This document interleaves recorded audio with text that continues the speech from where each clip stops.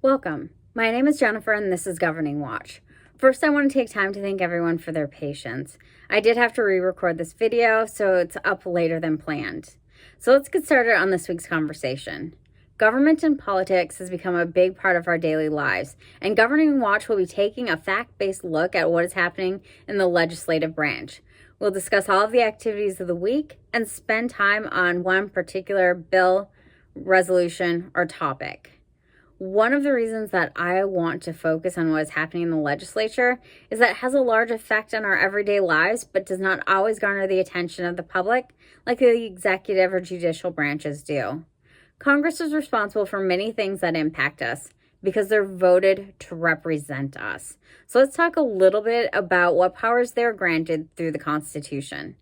The first power Congress has is to create laws. A law can only be created by Congress. They certify elections on January 6th following an election in preparation for the inauguration of the president on January 20th. Congress also has the power to declare war. This ability lies solely within the legislative branch. They have the ability to regulate commerce. This could mean imposing duties on imports, passing embargoes, and making safety regulations. They have the power to negotiate treaties, create free trade zones, legislate over health priorities, child labor, minimum wage, and much, much more. They're responsible for funding the government programs and functions. Congress controls our spending. They dictate how much money each department receives and how the money can be spent via appropriations. They oversee the executive branch. Our forefathers believed in checks and balances within the government, so they provided the power to Congress to be able to oversee the executive branch. Congress has the power to hold hearings. The purpose of these hearings is to help Congress understand how something happened in order to make laws to address it. One example would be having hearings with tech experts to assist with creating cybersecurity laws. Last but not least, they have the power to confirm presidential appointments. This is something that we're going to be seeing soon as the president looks to confirm his cabinet, heads of federal agencies, federal judges, and could nominate new judges to the Supreme Court should a current member retire, pass away, or be removed. This channel will be looking at what is in each of the bills or resolutions which are being proposed and ultimately what happens to them. Some will be made into law and signed by the president, and some will not make it out of committee. So what happened last week? The old session of Congress expired, and on Friday, the 119th Congress was sworn in. A new Congress is sworn in on the 3rd of January on each odd year. This is also the day they elect a new Speaker of the House. This may be a returning Speaker, as we did this time, or a truly new Speaker who has never served in that capacity before. They also address resolutions that are up. So House Resolution 1 was the first thing they looked at, which was electing officers of the House of Representatives. This is where the new Speaker was voted for. The House cannot move forward with anything else until the Speaker is in place. The Senate is always led by the Vice President. They're considered the president of the Senate and have the ability to cast a tie-breaking vote if the need should arise.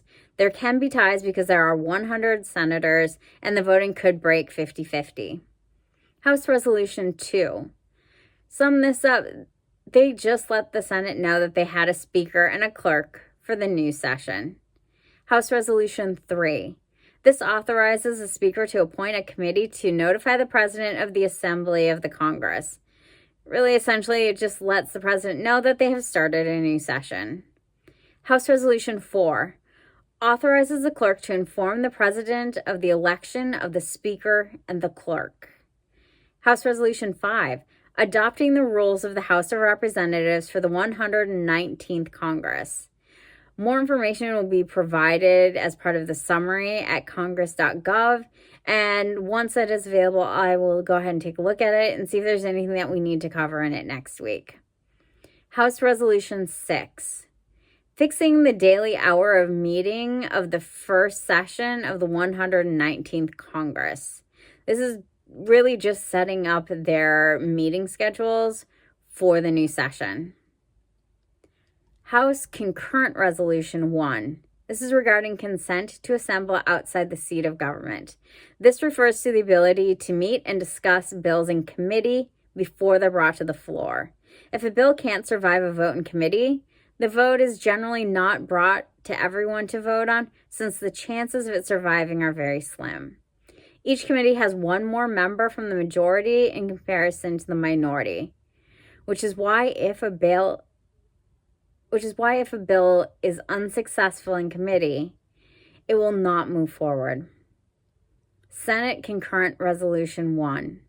A concurrent resolution extending the life of the Joint Congressional Committee on Inaugural Ceremonies. The Senate asked for consent to continue the activities that they have started to make sure that the Rotunda and Emancipation Hall will be ready to host ceremonies for the President-elect and the Vice President of the United States. Senate Concurrent Resolution 2. This provides for the counting on January 6th of the electoral votes for President and Vice President of the United States. Senate Concurrent Resolution 3 authorized the use of the Rotunda of the Capitol for the lying in state of the remains of the late James Earl Carter Jr., who was 39th President of the United States.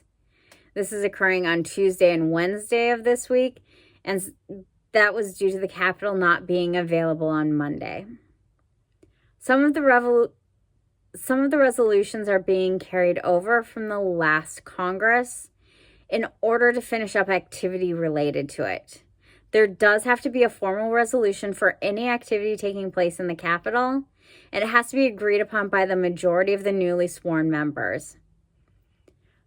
For only a part of the day, the Senate and House met, but there were, a few resolutions that were brought to the floor in order to start the new session and allow for the remembrance of the late Jimmy Carter. I look forward to seeing what happens this week and discussing it with you on next week's episode.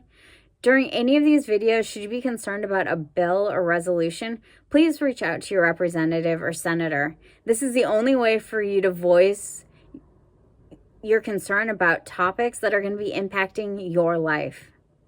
Don't forget to like, subscribe, and leave comments down below. Thank you so much for joining me for this episode of Governing Watch, and see you again next week for another dive into our legislation. Goodbye.